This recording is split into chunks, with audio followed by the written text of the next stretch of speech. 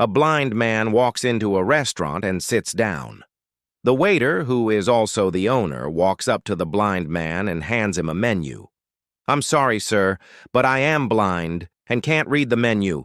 Just bring me a dirty fork from a previous customer. I'll smell it and order from there." A little confused, the owner walks over to the dirty dish pile and picks up a greasy fork. He returns to the blind man's table and hands it to him. The blind man puts the fork to his nose and takes in a deep breath. "Ah, yes, that's what I'll have. Meatloaf and mashed potatoes." "Unbelievable," the owner thinks as he walks towards the kitchen. The cook happens to be the owner's wife. He tells her what had just happened. The blind man eats his meal and leaves. Several days later, the blind man returns, and the owner mistakenly brings him a menu again.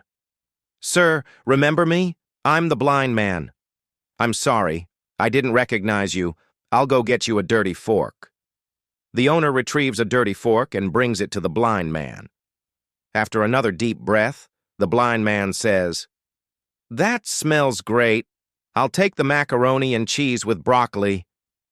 Walking away in disbelief, the owner thinks the blind man is screwing around with him and tells his wife that the next time the blind man comes in, he's going to test him. The blind man eats and leaves. He returns the following week, but this time, the owner sees him coming and runs to the kitchen. He tells his wife, "Mary, rub this fork on your panties before I take it to the blind man." Mary complies and hands her husband the fork. As the blind man walks in and sits down, the owner is ready and waiting. "Good afternoon, sir. This time I remembered you and I already have the fork ready for you."